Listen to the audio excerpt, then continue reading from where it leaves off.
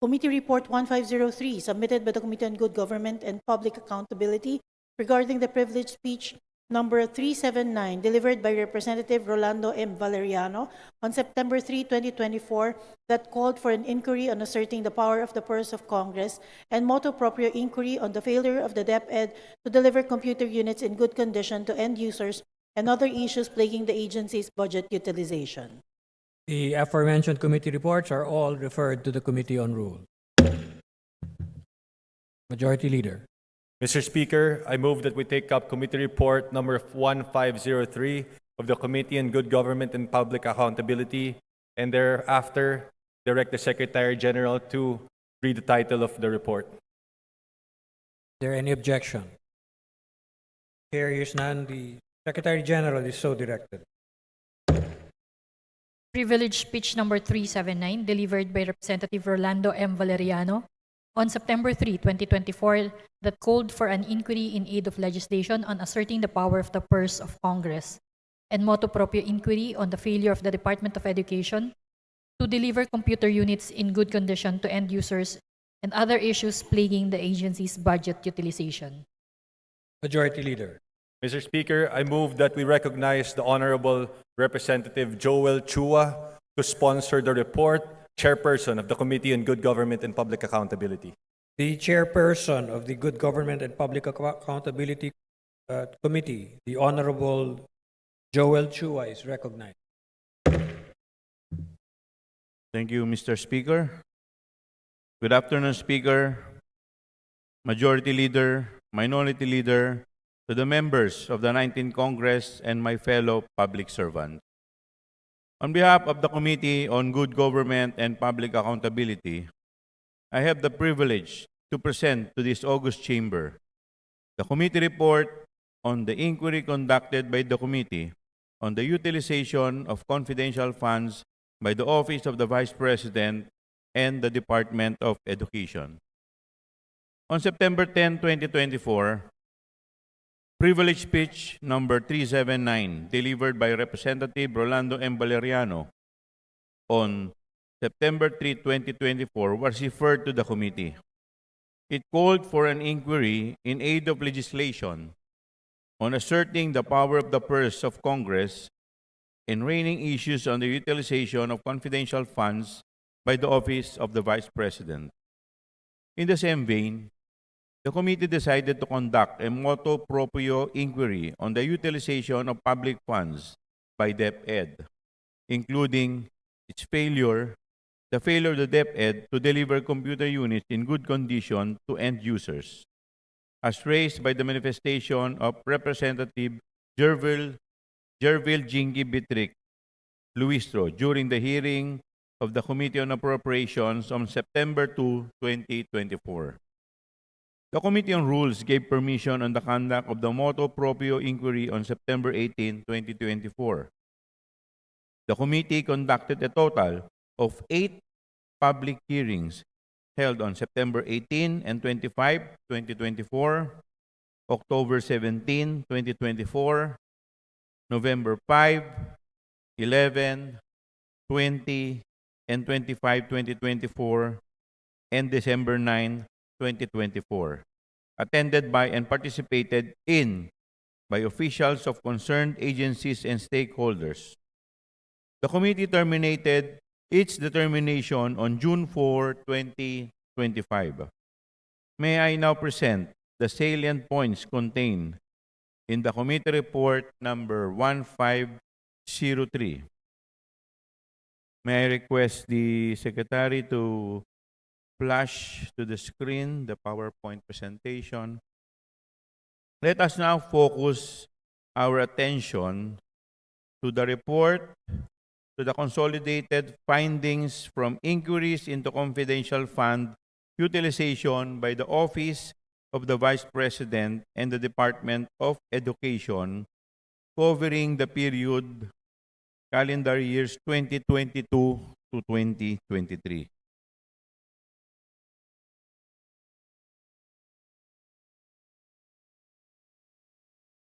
As revealed during the committee hearing, the OVP received 500 million in confidential fund and 112.5 million for DepEd, for the total disbursed of 612.5 million of confidential funds under the directives of the Vice President.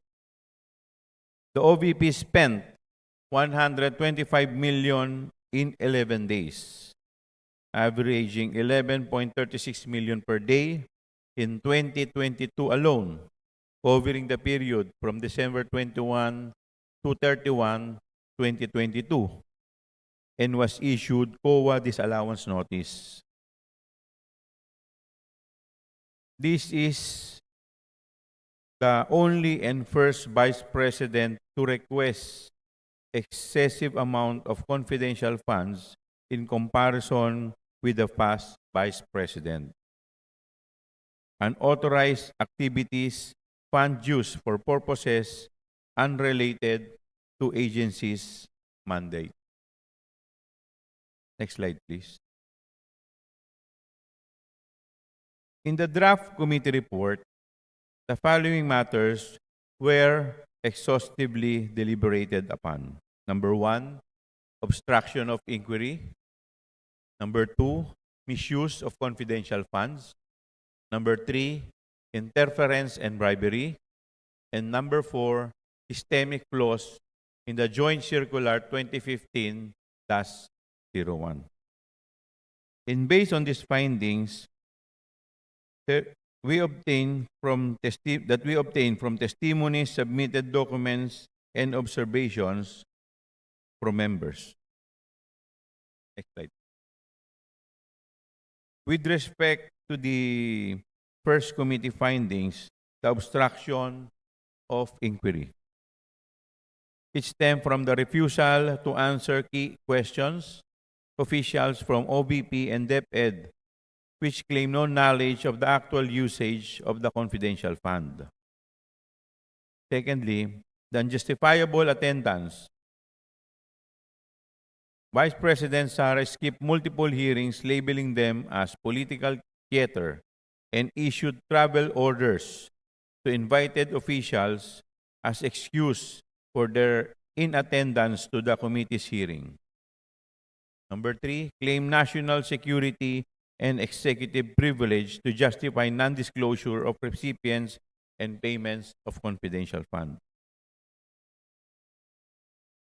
The misuse of confidential fund, the submission of spurious and questionable acknowledgement receipts were established, dubious or fabricated with fictitious, repeated names, similar handwriting, and predated and antedated acknowledgement receipt.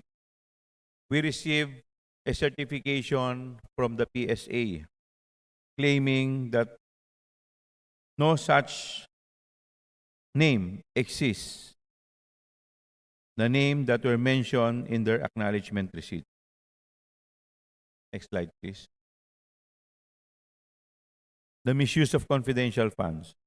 The OVP does not have a national security mandate and use confidential funds on programs, activities, and projects not in the PFP.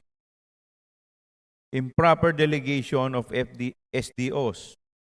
The confidential funds were turned over to unbonded security officers not officially designated as SDOs upon the instruction of the Vice President, and was given full unilateral discretion for its disbursement and liquidation. The confidential funds were used for expenses other than confidential expenses and was unjustifiably exorbitant, excessive, extravagant, and or unconscionable. Example are the payment of rewards, medical and food aid, payment of incentives, or travel relative to confidential operations, and rentals of safe houses. With respect to interference and bribery, Your Honor, Mr. Speaker, the suppression of documents. Attorney Zulaika Lopez, the OVP Chief of Staff, tried to block COA from releasing documents to Congress during the budget deliberation in the Committee on Appropriation. Undue influence, OVP officials meddled in DepEd affairs, forced resignation of undersecretaries. Cash envelopes were received by DepEd officials involved in the disbursement or liquidation of confidential funds which raised bribery concern. These were admitted by 3 DepEd officials. Lastly, the systemic flaws. Loose guidelines, the Joint Circular 2015 of the COA-ICPAO was exploited due to weak scrutiny and verification. It was admitted by the auditor that they only received the acknowledgement receipt which were submitted to them, but they did not scrutinize it carefully and verified. Insufficient bandings. The SDOs lack adequate fidelity bonds for funds handled. The committee made the following actions. To prevent future misuse and obstruction in the handling of confidential funds, the members of the committee filed the following measures on December 11, 2024.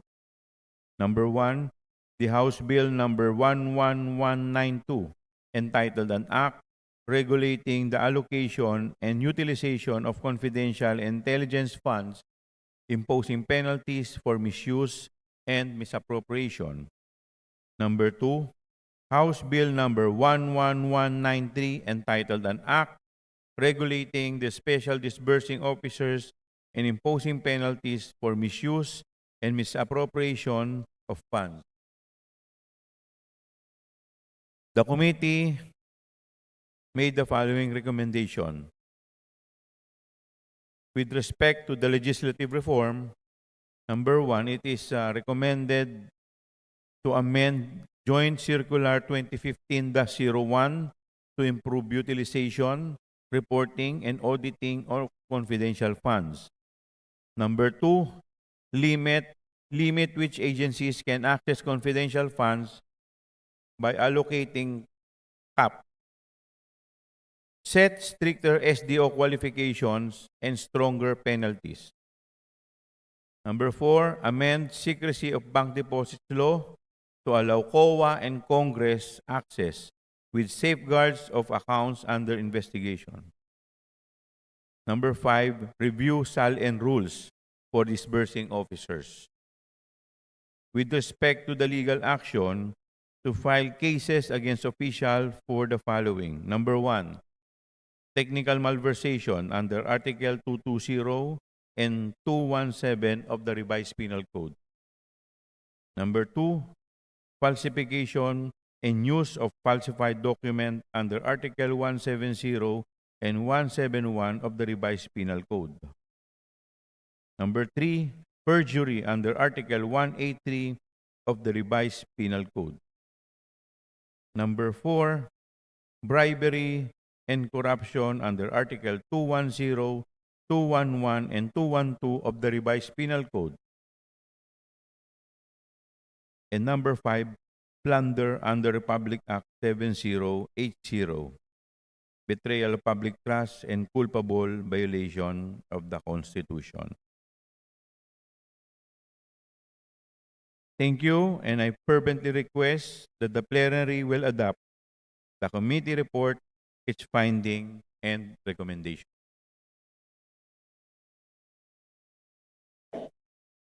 Majority Leader. Mr. Speaker, I move for the adoption of the findings and recommendations contained in the committee report number 1503. There is a motion to adopt the findings and recommendations contained in the committee report number 1503. Those in favor, please say aye. Those opposed, please say nay. The ayes have it. The findings and recommendations contained in the committee report 1503 are hereby adopted. Majority Leader. Mr. Speaker, I move that we suspend session for a few minutes. Session suspended.